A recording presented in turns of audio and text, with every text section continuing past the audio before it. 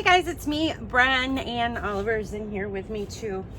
We're doing some more planting. It's starting to fill up pretty good in here. My husband goes out for groceries and he just so happens to walk past the tree aisles, and we've got a couple of new fruit trees I want to share with you, and I'll show you at the end of the video, because first in this video I'm going to talk about these new lilacs. He brought me home a nice little box of lilacs, and there's tons of these at Costco right now. I googled what the heck summer blooming late mauve lilac was. I had no idea. I was thinking, is this bloom again? No, they're not bloom again. They're basically, they bloom later, and this specific variety gets 10 to 12 feet. And they're hardy in my zone. In fact, I have lilacs here, a couple of different varieties, and I figured they were so cheap, I'm gonna try them and see what happens, right? So let me show you what I got here. So like most cuttings or bulbs, I'm not even sure what you would call these, this came in a bag, and it had some nice green on top, which is always a great sign that the plant is still alive.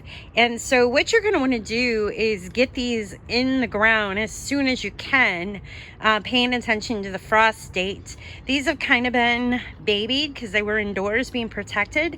My lilac outside actually have a lot of green on them right now.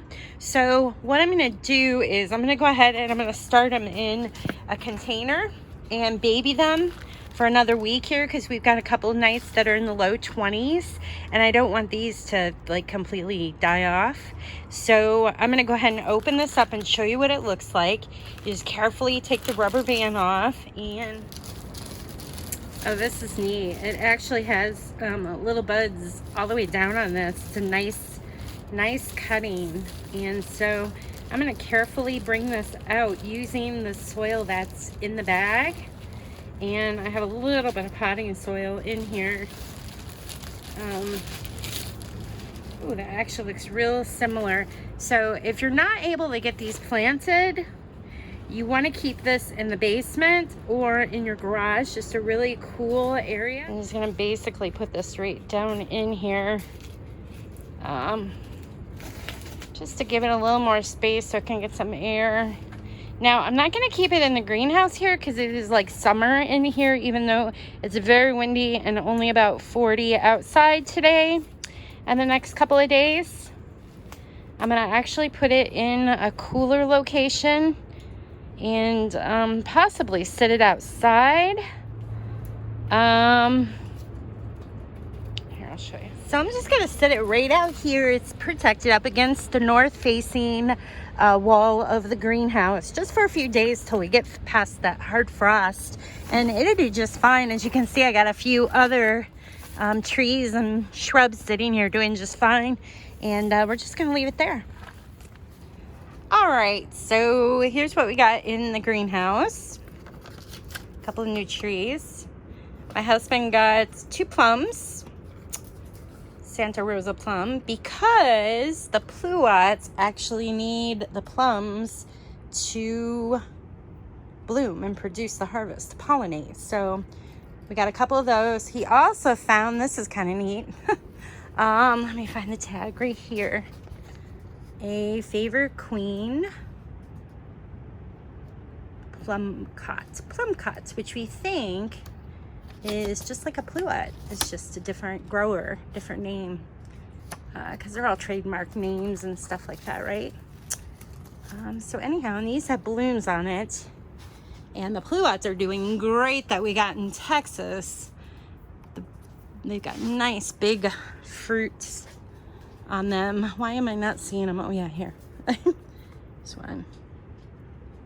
All right, there it is. All right, so for today, I got some strawberry plants started, and I also got what I had out in the greenhouse of the dahlias potted up, the tubers. And what else do we do? Oh, all my hibiscus are ready to go. I just thought I'd give them a head start in the greenhouse here since it was empty and I had time to putter around in here. So I just got to keep an eye on things because it gets really toasty in here. So I have to make sure the vents open up and make sure things are watered. It's just a little extra work when you push the zone like that. But you can do this in your garage too. Start the dahlias early and maybe put them on a cart or something to pull the dahlias out and any other plants you may have. So yeah, that's what's going on here. Where's Oliver? Oliver! Oh, Oliver! Oliver!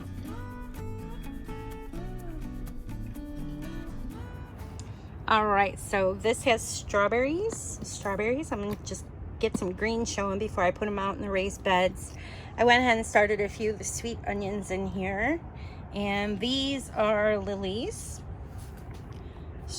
These are some tubers that were stray in the bottom of the box. And so I'm just gonna cover them, keep them wet, and see if any green pops up. So I'll keep you posted on that. And here are, oh, I went ahead, this is weird. I went ahead and I started some peas. I got snowbird peas and Cascadia, I think it's called. And I'm just gonna keep a close eye on these because the next couple of days is supposed to be down in the 20s at night. So I just wanted to start them indoors, have a little green to put out. Okay, so one of the lilacs I kept inside, and hibiscus, and of course the potatoes are doing great. There's the blue varieties already popping up, and I noticed a little bit of the yellow fingerling is starting to pop up, so that's really cool. There it is. All right, so that's what's going on today in my greenhouse. There's plenty of weeding to do outside today, but it's so windy and getting kind of chilly. We got spoiled with that 70 degrees yesterday outside in full sun, and now today the sun's just kind of peeking out and it's chilly, but time to go get some dinner going. Thanks for joining me today. Plenty of weeding to do. Raspberries are up. I got all the thistle out of this bed. I still need to work on the outside here, but this is pretty much, what? I missed one. These things are so evil, and they go way, way down. In fact, I need to get the shovel in here to get that out. If you just pull that out, you leave the root. That root goes down 3 to 4 feet sometimes. So we'll have to get that pulled out with a shovel.